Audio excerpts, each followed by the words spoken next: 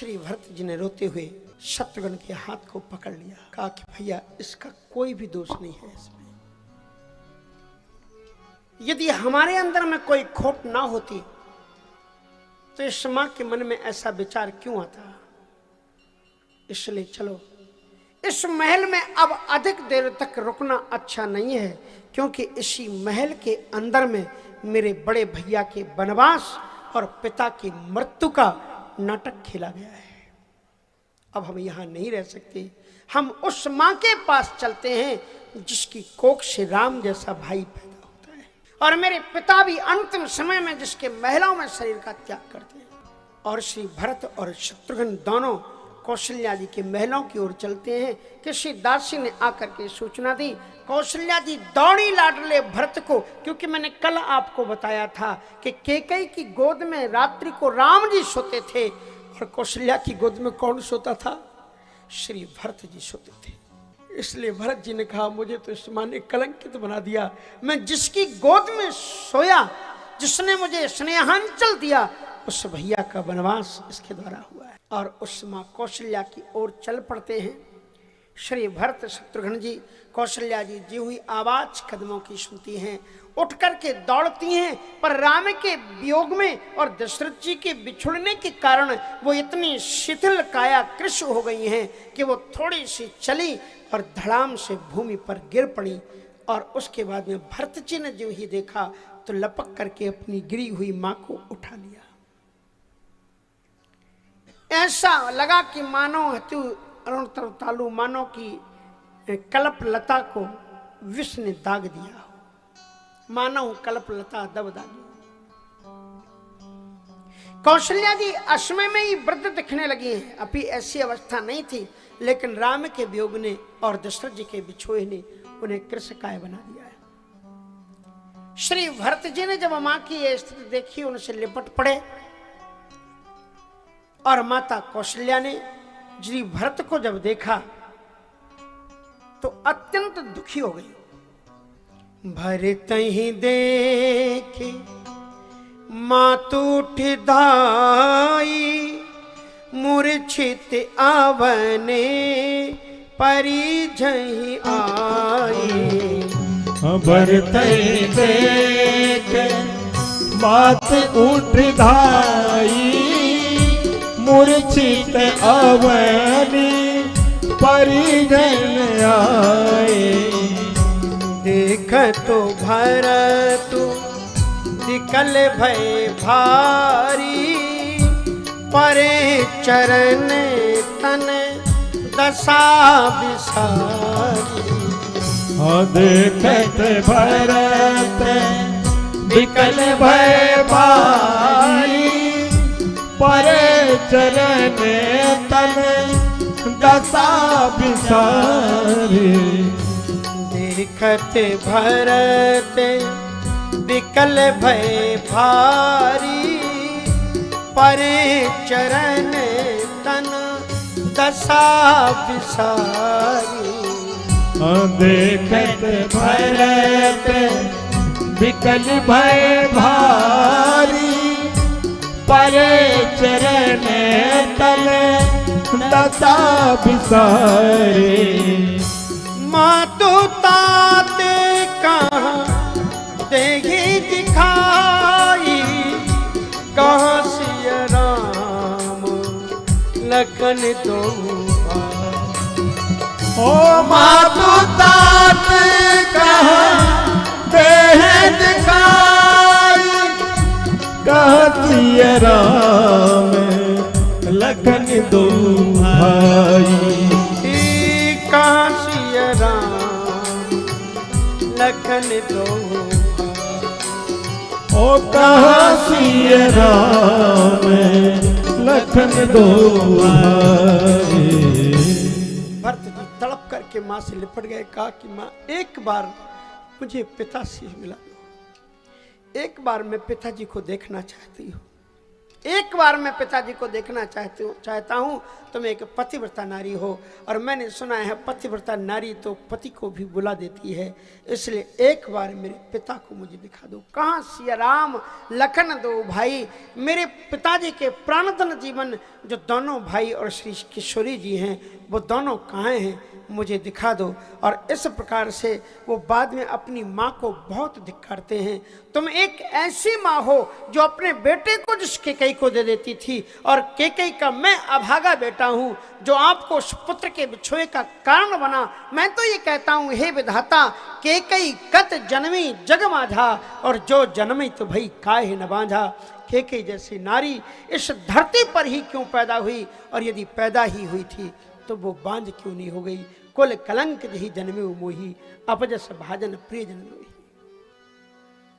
श्री भरत जी को रोते हुए देख करके माता कौशल्या ने, माता भरत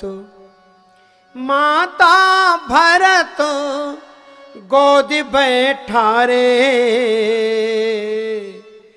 आंसू पहुंचे मृदु बचन उछारे।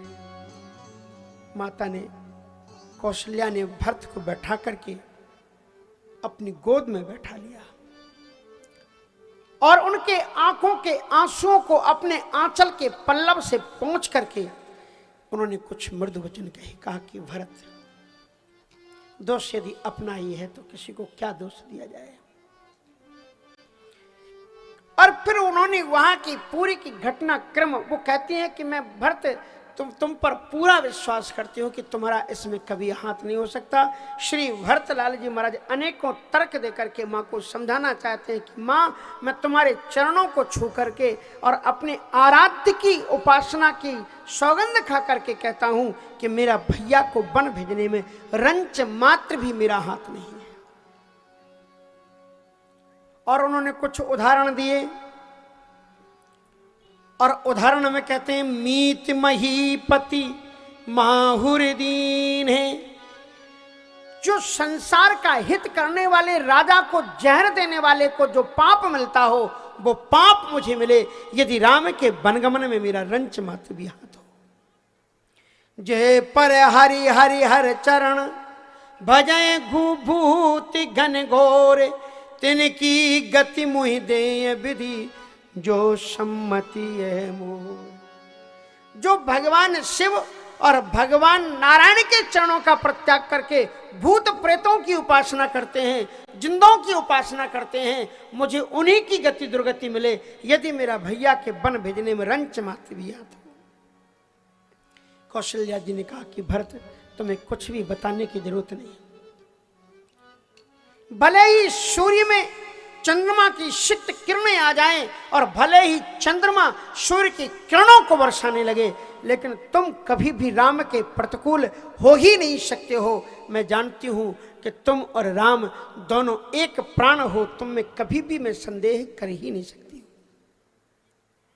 और फिर मां केकई ने राजमहलों के अंदर जो कुछ हुआ अपने आंखों देखा हाल सुनाया है भरत ने। कहते, भरत, मेरी इन्हीं आंखों के सामने एक दिन पहले किसी ने कहा कि राम को राजा बनना है। तुम्हारे पिताजी ने तुम्हारे बड़े भैया को अंदर बुलाया राजमहलों में, और राज दरबार में बुला करके तुम्हारे पिताजी ने कह दिया कि रघुनंदन, कल हम तुम्हें राजा बना रहे हैं। लेकिन राम के मुखारविंद में एक भी प्रसन्नता की झलक दिखाई नहीं पड़ी। भरत रात भर राम केवल यही चिंतन करता रहा कि आज ऐसे अवसर पर मेरा छोटा भाई भरत क्यों नहीं है। रात भर वो तुम्हें ही स्मरण करते हुए रात उन्होंने व्यतीत की कि भरत को यहां पर होना चाहिए। भानुवंश वश अनुचित एकू, बंधु बिहाय बढ़ी अवशेकू। वो सोचते रहे कि ये सूर्य वंश में केवल एक अनुचित परिपाटी है कि जन्मे एक संग सब भाई, भोजन सैन केल लड़काई, कर्ण वेद उपवीत विवाह, संग संग सब भय उछाह। जब एक साथ सभी जन्मे, एक साथ नामकरण संस्कार हुआ, एक साथ विवाह हुआ, तो ये राज्य केवल एक को ही क्यों दिया जा रहा है, ये चारों में क्यों नहीं बांटा जा रहा है, इतनी बड़ी जिम्मेवारी अकेले मेरे सिर पर क्यों डाली जा रही है। ऐसा सोच सोच करके राम सारी रात्रि भर तुम्हें याद करते रहे। एक दिन पहले तुम्हारे पिताजी ने राम को राज्य सुना दिया। राम के चेहरे पर कोई भी प्रसन्नता नहीं आई और दूसरे दिन ही राम को 14 वर्ष का वनवास सुना दिया गया।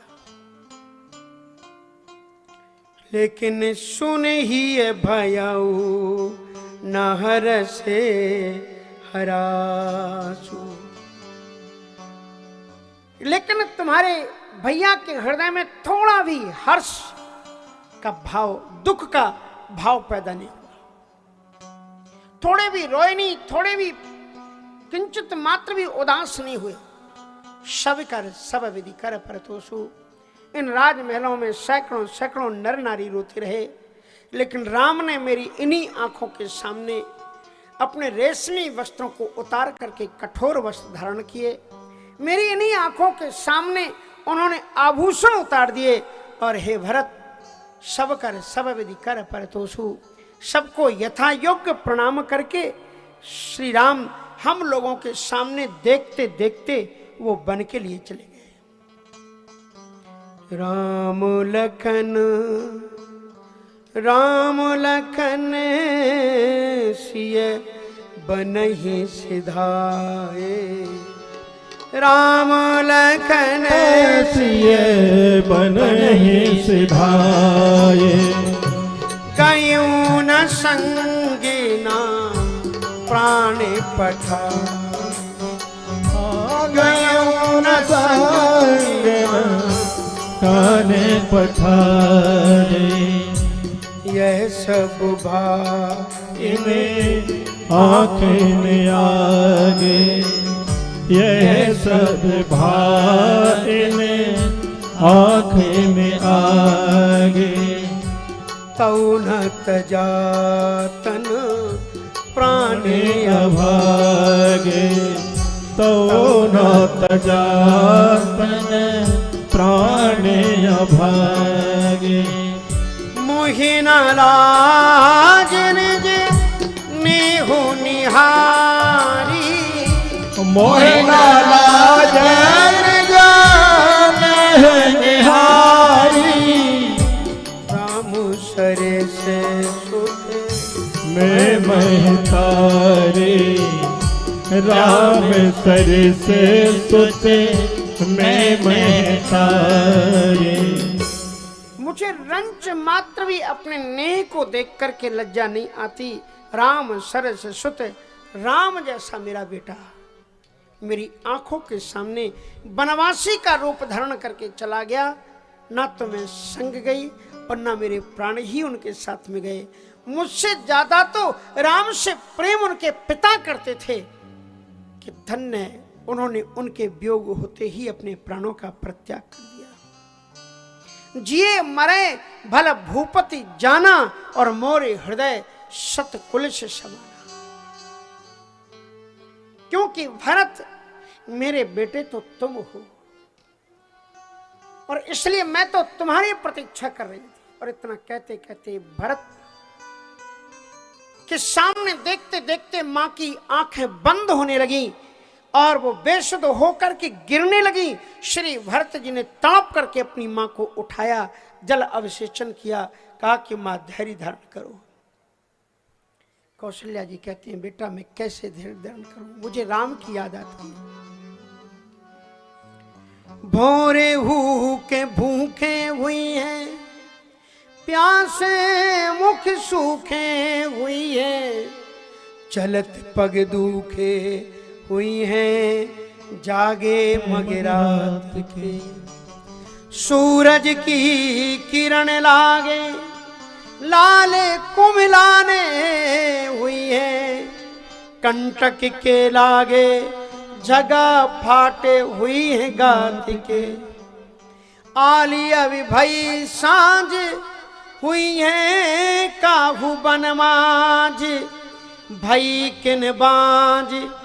ये फाटे किन मात के और छोड़े। इसलिए जिस समय राम जी बन के लिए चले हैं, जितना सुमित्रा जी नहीं रोई हैं, जो बात लक्ष्मण जी से सुमित्रा जी तो मिली भी नहीं है राम जी से, जो बात कौशल्या जी ने कही है कि लखन बिन लौन लागत नाहे, राम तुम लक्ष्मण के बिना अच्छे नहीं लगते हो, आना तो लक्ष्मण के साथ ही आना। इसका ध्यान रखना, पहले दे लक्ष्मण सीता को, पीछे मेरे प्रिय तुम खाना। भरत, वो लक्ष्मण ने एक विलंब भी नहीं किया, देखते देखते उसने आभूषण उतार के, राम ने तो आभूषणों को उतार करके धरा, पर लक्ष्मण ने आभूषण उतारे तो लेकिन धरे नहीं, उन्होंने गिरा दिए। ऐसा नहीं कि सम्मान, वो बार बार भैया को देख रहे थे, ऐसा लगता रहा था यदि उनका वश चलता तो निश्चित रूप से वो धनुष बाण उठा लेते, लेकिन बार बार राम उनको देखते जा रहे थे कि लक्ष्मण उग्रता मत धारण करना, तुम मेरे भाई हो। ऐसा लक्ष्मण राम के साथ चला गया और मैं इन्हीं आंखों से उनका वनगमन मैंने देखा। और तो सब ठीक है, लेकिन सीता जो पुत्र वधू थी, पलंग पीठ तज गोद हिंडोरा, उस सीता के भी आभूषण उतारने की बात कह दी गई थी। फिर माता अरुंधति ने उनका श्रृंगार किया। सिया बिना मेरी सुनी रसोईया, लखन बिना चतुराई। सीता के बिना रसोई मेरी सुनी हो गई है। और महलों में जो हास्य का रस लक्ष्मण से बरसता था, अब बिल्कुल सन्नाटा पसरा रहता है। लक्ष्मण है नहीं, मैं क्या करूं। अब तुम आ गए हो भरत, तो तुम्हें देख करके थोड़ा सा धैर्य मुझे बंध जाएगा। बहुत प्रकार से रोते रोते रात्रि व्यतीत हुई और थोड़ी सी सुबह पौ फुटी उजाला हुआ। वशिष्ठ जी महाराज आए और शोक निवार्यु सबहि कर निज विज्ञान प्रकाश। अपनी गुरु इसलिए होता है कि कठिन से कठिन परिस्थिति में आपको आत्म तत्व की विवेचना के माध्यम से दुखद पलों में भी आपको धैर्य और साहस बंधा दे। वशिष्ठ जी महाराज ने कहा कि भरत, अब आगे के कृत्य करना है। तुम्हारे पिताजी का शरीर अभी नौका में रखा हुआ है। और फिर बड़े साहस के साथ में मंत्रीगण, प्रशासनिक अधिकारीगण श्री भरत जी को उस जगह पर ले जाते हैं जहां पर चारों तरफ से दीप जल रहे हैं, धूप बत्तियां जल रही हैं, ऊपर से इंद्र की आज्ञा से अमृत वर्षण लगातार चल रहा है और उस बीच में रखी हुई है एक नौका। नौका को श्वेत वस्त्र से ढका हुआ है। द्रव्य मिश्रित, औषधि मिश्रित तेल के अंदर दशरथ जी का शरीर रखा है। भरत को 4 मंत्रीगण वहां लाए हैं और भरत जी महाराज एक पल के लिए जब वो उनको छवि उठाई जाती है और पिता को देखते हैं कि पिताजी का शरीर तेल में तैर रहा है, उनके बाल हिल रहे हैं, आंखों की पलकें उठ रही हैं, गिर रही हैं। भरत जी अपने आप को धैर्य नहीं कर पाते। अद्भुत रामायण में लिखा है कि तलवार खींच लेते हैं अपना गला काटने के लिए, तभी प्रहस्त आदि सैनिक भरत के हाथों को, बाजूबंद को पकड़ लेते हैं। वशिष्ठ जी महाराज समझाते हैं, कहते मुझे कोई अधिकार नहीं जीने का। हे पिताजी, आपकी इस दुर्दशा का कारण ये अभागा बेटा है आपका, मैं कैसे जीवन को धारण करूं। वशिष्ठ जी के कठिन नियंत्रण और उसके बीच में, राज्य के अधिकारियों के संचालन के बीच में दशरथ जी के शरीर को पुनर्स्नान कराया गया, वस्त्र पहनाए गए, तिलक लगाया गया, सज्जिका की एक वेदी पर बैठा करके पालकी उठाई गई और आज 1 महीने बाद दशरथ जी की अंतिम यात्रा निकलती है। दशरथ जी की इस अंतिम यात्रा में सारे अवधवासी नर नारी रोते हुए चले जा रहे हैं। देवराज इंद्र आए हैं, वरुण, कुबेर, सुरेश आदि उनके साथ उस यात्रा में जा रहे हैं। उनके अंतिम यात्रा में सूर्य की आंखों से अश्रु बिंदु टपक रहे थे, पृथ्वी का कण कण रो रहा था। अथयउ आज भानुकुल भानु। राजा राम राम राम, सीता राम राम राम, राजा राम राम राम सीता राम राम राम राजा राम राम राम सीता राम राम राम राजा राम राम राम सीता राम राम राम राजा राम राम राम सीता राम राम राम राजा राम राम राम सीता राम राम राम राजा राम राम राम सीता राम राम राजा राम राम राम सीता राम राम राम राजा राम राम राम सीता राम राम राम राजा राम राम राम सीता राम राम राम राजा राम राम राम सीता राम राम राम राजा राम राम राम सीता राम राम राम राजा राम राम राम सीता राम राम राम राजा राम राम राम सीता राम राम राम सरज तीर रच चिता बनाई जन सुरपुर सौपान सुहाई। सरजू के किनारे पर चंदन की अस्थियों से ऐसी चिता बनाई गई मानो सीधे स्वर्ग की सीढ़ी बनी हो। उसमें रोते तड़पते दशरथ भरत जी महाराज ने शत्रुघ्न समेत मंत्रियों के साथ में शरीर को उस चिता पर रखा है। और उस समय पर तीनों रानियां विकल होकर के सती हो जाना चाहती हैं और वो उनके साथ में ही जल जाना, सती हो जाना चाहती हैं। लेकिन गह पद भरत मातु सब रखी, भरत जी ने सारी माताओं को रखा। भरत जी ने पहले कौशल्या जी से बात की और कौशल्या जी से बात करते हुए कहा कि मां, आप उन राम की मां हैं जो संसार के लिए, धर्म के लिए जीते हैं। हम तो इतने पापी हैं कि हम राम को लौटा करके अयोध्या नहीं ला सकते, लेकिन यदि अयोध्या राम किसी तरह से लौट सकते हैं तो केवल आपका सहारा है। अगर आप रहेंगी तो हम राम को लौटा लाएंगे, और अगर आप नहीं लौट रही तो फिर हम राम को कैसे लौटा करके लाएंगे, किसके नाम पर लाएंगे। इसलिए आप तो पूरी अयोध्या की राजमाता हैं, आप नहीं जा सकती जब तक राम जी लौट करके नहीं आ जाते। आप तो धर्म की गति को जानती हैं। फिर उन्होंने सुमित्रा जी की ओर देखा। सुमित्रा जी से कहा कि मां, आप तो इतनी महान हैं कि आपने तो अपने पुत्र को बताया है, रामम दशरथम विद्धि, राम में ही तुम दशरथ को देखना, और अपने दोनों बेटों को त्याग और समर्पण के रास्ते पर चलाया है। और जिनको आपने बताया है लक्ष्मण को कि वो राम ही तुम्हारे ब्रह्म हैं, राम ही तुम्हारे दशरथ हैं, तो वो राम अभी हैं। मैं आपको वचन देता हूं, आपको मैं आश्वासन देता हूं कि आपके राजीव धन जीवन उन राम को मैं लौटा करके लाऊंगा, आप सती मत होइए। माताओं ने बात मान ली। उसके बाद कैकेयी की ओर देखा। कैकेयी भी तैयार थी। कैकेयी की ओर देखा तो कहा, आप भी सती हो रही हैं? कैकेयी चुप थी। आप क्यों नाटक कर रही हैं? आप ये क्यों नहीं सोचती कि मरे क्यों हैं?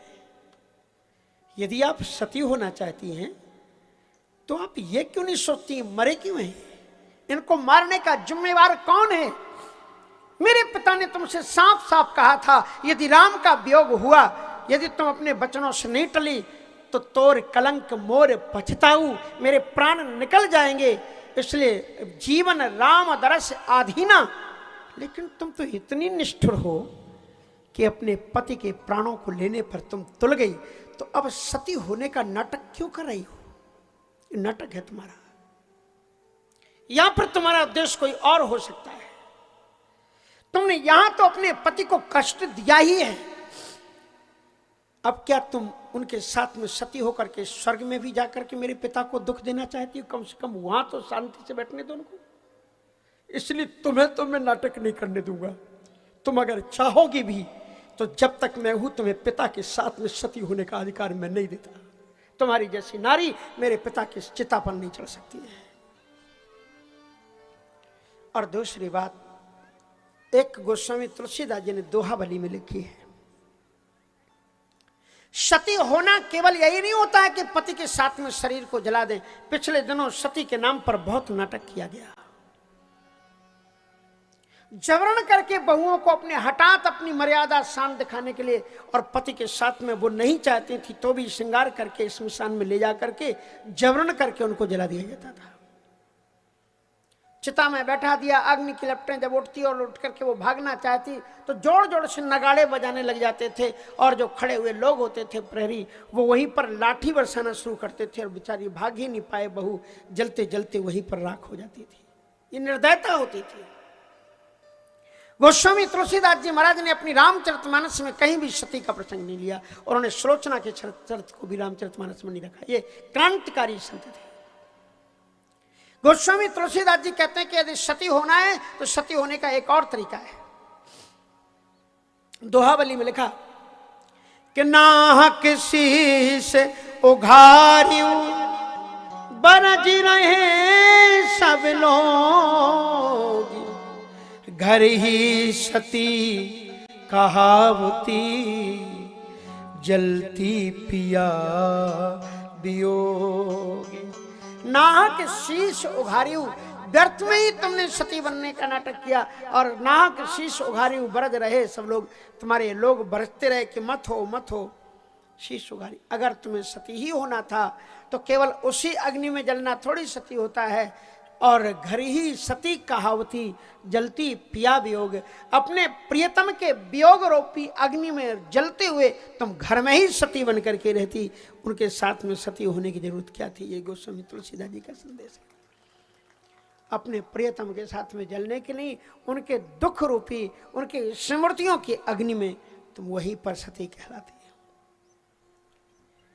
तो गए पद भरत मात सब राखी, अंतिम क्रिया की गई। सब लोग वहां से एक शोक सभा हुई। शोक सभा ने अपने अपने लोगों ने उद्गार व्यक्त किए, और उसके बाद में कुछ थोड़ी सी दिन के बाद में ही उनको फिर वहां पर बुलाया गया।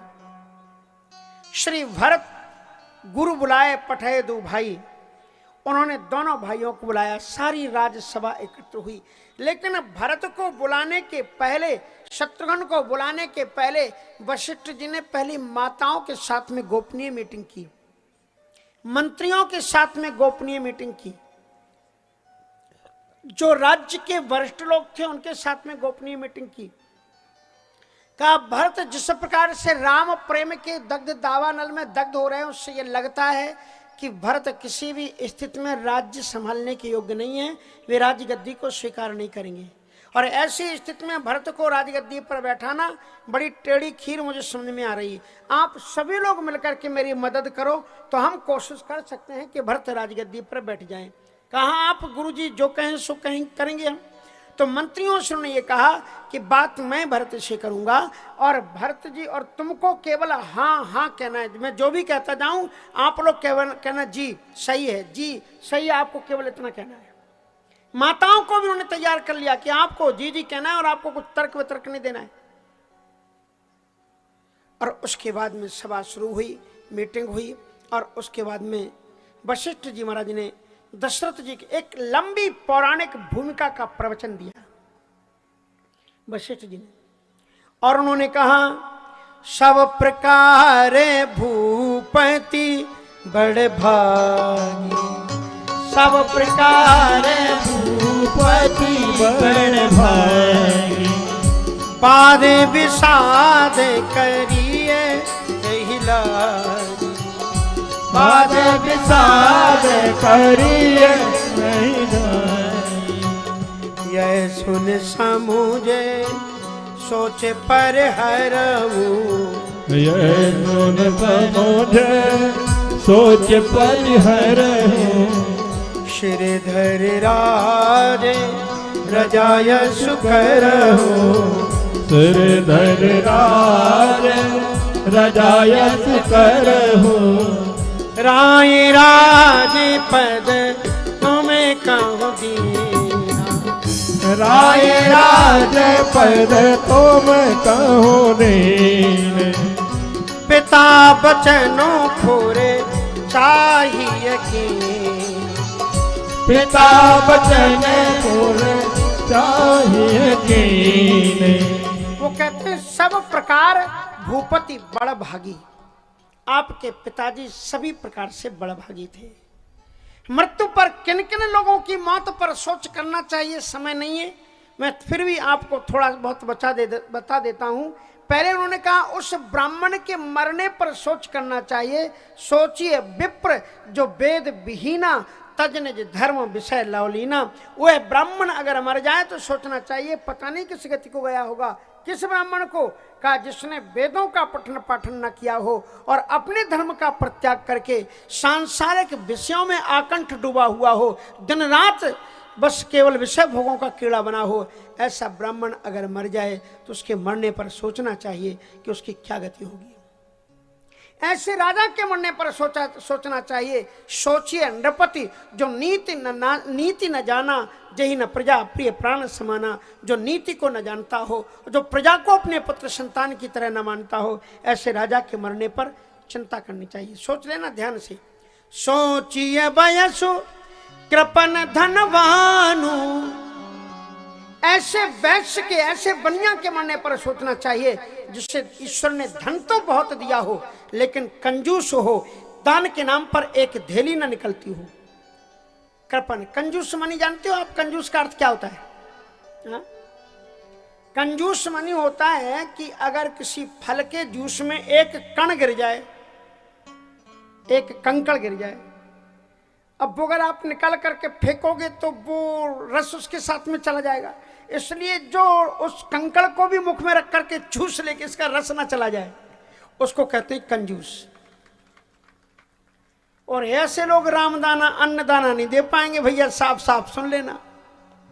हाँ, और जैसे अर्थ होता है ना कंजूस का, ऐसे अर्थ होता है मक्खी चूस का। जैसे दूध में मक्खी गिर जाए, हाँ, तो कहीं उसको फेंकने में दूध ना चला जाए तो उसको भी जो चूस ले उसका नाम मक्खी चूस, लिखा है साफ साफ। कभी कभी जिंदगी निकल जाती, शब्दों के अर्थ नहीं आते। ना मानो तो आप बता दो ऊट पटांग मानी क्या होता है? बताओ। लोग बोलते हैं ऊट पटांग, कहते हैं उल्टा सीधा। उल्टा सीधा नहीं होता है, ऊट पटांग मानी होता है ऊंट पे टांग करने की कोशिश करना, उसका नाम ऊट पटांग। हाँ, जिंदगी निकल जाती है, पता ही नहीं चलता लोगों को अर्थ का। सोचिए वैसे कृपण धनवानु, जिसको ईश्वर ने धन तो दिया हो लेकिन कृपण ना हो, जो न अतिथि हरि भगत सजानु, भगवान शिव की भक्ति ना करता हो और अतिथियों का सम्मान ना करता हो। सोचिए शूद्र विप्र अभिमानी, मुखर मान प्रिय विप्र गुमानी, ज्ञान गुमानी। सोचिए पुनि पति वंचक नारी, और उस नारी के मरने पर चिंतन करना चाहिए जो अपने पति को छलती हो, ठगती हो। सोचिए परिपथ वंचक नारी, कुटिल हरदम वक्रगति, टेढ़ी चलने वाली हो। टेढ़ी चलने का मतलब होता है जानते हो? आपको बता देते हैं, एक एग्जाम्पल देते हैं। कुछ एक माता जी का नियम था कि श्रीमान जी जो कुछ कहें ठीक उसके उल्टे कहना। अगर पतिदेव ने ये कह दिया तो वो बिल्कुल नहीं करना, उनका नियम था। पतिदेव ने कहा कल जल्दी उठ जाना, बिल्कुल नहीं उठेंगे, उनका नियम था। एक दिन पतिदेव ने न्यूज पढ़ी कि आज गंगा जी में बड़ी बाढ़ आ गई है, सो उनको दया आई पत्नी के प्रति। कहा कि देखो आज गंगा जी मत जाना, और सुनो तुम्हारी उल्टी आदत है, जिस चीज को मना करो तुम जरूर करती हो, अगर जाओ तो जरा गहरे में मत जाना। वो तो बड़ी पतिव्रता नारी थी, जो पतिदेव कहें उससे उल्टी करती थी। वो आज मना क्यों किया, आज तो मैं गंगा जी जाऊंगी, और वो गंगा जी चली गई। और जब गंगा जी जब वो गई तब उनको ध्यान आया उन्हें मना किया था बहुत अंदर मत जाना, सो बहुत अंदर भी घुस गई। गंगा जी ने कहा इतनी पतिव्रता नारी को तो ले चलना चाहिए अपने साथ में। सो गंगा जी बहा ले गई उनको। अब जब वो बह गई तो किनारे पर खड़े हुए लोग चीखे चिल्ला रहे, वो फलनवा की बह गई। बह गई तो उन्होंने कहा कि जरा पता लगाओ। तो तट पर खड़े हुए किसी व्यक्ति ने फोन किया कि आपकी श्रीमती जी आई थी यहाँ स्नान करने, वो बह गई। वो बेचारे स्कूटर दबा करके वहाँ पर पहुँचे और श्रीमती जी को खोजने लगे। तो जिधर धारा बह करके जा रही थी उधर नहीं खोज रहे थे, जिधर से धारा बह करके आ रही थी उल्टी धारा में खोज रहे थे। किसी ने कहा भैया क्या हुआ? कहा वो बह गई, उनको खोज रहे हैं। तो बोले उधर जाओ ना जिधर धारा बह करके। बोले सीधी तो वो कभी चली ही नहीं, तो सीधी बहेंगी कैसे? वो वहीं भी उल्टी होगी। हाँ, इसलिए कुटिल कलह प्रिय इच्छाचारी, जो कुटिल हो, जिसको कलह ही अच्छा लगता हो। कलह, कलयुग मानी मालूम है कलयुग का अर्थ क्या है? कलयुग का अर्थ है कलह एवं कलयुगा। कलह का नाम ही कलयुग है। और ये कलयुग अगर माताएं चाहें तो तुम्हारी देहली के अंदर कलयुग घुस सकता है, और अगर माताएं प्रतिज्ञा कर लें तो उसके घर के अंदर में कलयुग की हिम्मत नहीं है कि तुम्हारे घर के अंदर में कलयुग घुस जाए। श्रीमद् भागवत में कहते हैं कलह है वो कलयुगा, कलह ही कलयुग है। सास बहू की कलह, नंद देवरानी की कलह, ये जो कलह है इसी का नाम कलयुग है। एक घर में एक बुजुर्ग माता जी थी और एक बहू भी थी। माता जी कुछ ना कुछ बड़बड़ाती रहती थी, बैठी हुई कुछ ऊन सून बुन रही थी, स्वेटर वेटर। बहू बेचारी सफाई में लगी हुई थी, और सफाई करते करते बहू का जरा ऊपर टाण को साफ करने लगी तो उसमें एक पुराने घड़े में लगभग 4-5 वर्ष पुराना आम का अचार रखा था। बेचारी का उससे हाथ लग गया और वो घड़ा चटाक से नीचे गिरा और तड़ाक से फूट गया। और जो ही फूटने की आवाज आई, ऐसे तो सास बहुत बुजुर्ग हो गई थी, चल फिर नहीं पाती थी, लेकिन ये आवाज सुनी तो इतनी तेजी से दौड़ करके आई बहू के पास में कि हे भगवान, ये सत्यानाशनी आज ये तोड़ती है कल वो तोड़ती है, एक दिन भी ऐसा नहीं जाता जिस दिन कुछ तोड़फोड़ ना करती। रो करके कहने लगे हे विधाता, अब एक ही काम करो, या तो इसको उठा लो या मुझे उठा लो, दोनों एक घर में रह नहीं सकते एक साथ। सास भी दुखी, बहू भी दुखी। बच्चे स्कूल में पढ़ने के लिए गए थे, लौट करके आए, कहा मम्मी मम्मी मुझे भूख लगी, हट जाओ एक तरफ। माँ ने फटकार दिया, बच्चे भी दुखी। श्रीमान जी ऑफिस से आए, सोचा कि घर जाकर के चंद्रमुखी जी का दर्शन करेंगे, लेकिन वो रात्रि कालमुखी बन करके बैठी हुई थी। पूरा का पूरा घर का नजारा बिगड़ा हुआ था। वो 5 वर्ष सड़ा गला अचार शायद आप 400-500 रुपए में आप बाजार से खरीद लेते, लेकिन उस 400-500 के पीछे, जो अचार के पीछे जो तुमने घर के अंदर की शांति बिखेर दी, वो शांति आप मार्केट से खरीद करके नहीं ला सकते। वहीं एक दूसरे घर में एक घटना घटी। एक सास और थी और एक बहू थी। सभी सासें एक जैसे नहीं होती। सो एक सास एकादशी का दिन था और ठाकुर जी का पूजन करके और मंत्र का जाप कर रही थी। बहू ने सोचा कि चलो आज सासू जी का तो व्रत है, मैंने काम कर लिया है, ज़्यादा कुछ बनाना नहीं, मैं सफाई कर लूँ। वो सफाई करने लगी तो वो भी सफाई कर रही थी, और ऊपर एक वो बनी हुई एक चीनी की मिट्टी के बने हुए बर्तन में लगभग 15 किलो शुद्ध गाय का घी रखा हुआ था। उसका हाथ उसमें लग गया, वो वर्नरी वो गिर पड़ी और गिरी और नीचे पूरा घी बिखर गया। और उस सास को भी जब कांच के टूटने की आवाज आई, वो दौड़ी दौड़ी आई और आते से ही अपने बहू के हाथों को पकड़ लिया कि बेटा तेरे हाथ तो ठीक है ना, आज ही तुझे क्या जरूरत थी इतना काम करने की, आज मेरा एकादशी का व्रत था, नहीं तो मैं तेरे साथ में हाथ बटा लेती, चिंता नहीं करना। जब मैं छोटी थी ना, तेरे से ज्यादा टूट फूट रोज ही करती थी। मेरी सास मुझसे कभी कुछ नहीं कहती थी, कहती थी मेरी भी बिटिया भी तो तोड़ती थी, तो क्या हुआ, तोड़ने की आवाज ना आए तो घर कैसा। इसलिए मेरी ये बहू बड़ी अच्छी है, इसलिए तू अभी बहुत देर से काम कर रही, जा एक तरफ बैठ जा, एक कांच उठा करके मैं फेंक देती हूँ, तेरे हाथ सुरक्षित रहेंगे, न जाने कितना घी आएगा और ना जाएगा, इसलिए तू बेटी चिंता मत करना, जा थोड़ी देर से बैठ जा। गोस्वामी जी ने लिखा कि जहां सुमति तहां संपत्ति ना,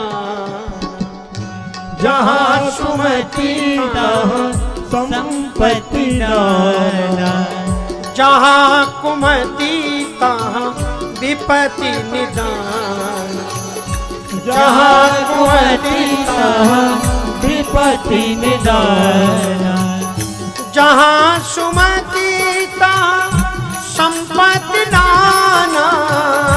जहाँ कुमति तहाँ संपत्ति नाना। जहाँ कुमति तहाँ विपत्ति निदाना।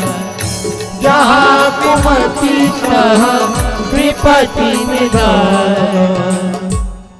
जिस घर के अंदर में सुमति होती है, सास बहू कभी आपस में झगड़ते नहीं, सास ममता की वर्षा करती है और बहू अपने सास के प्रति आदर देती है।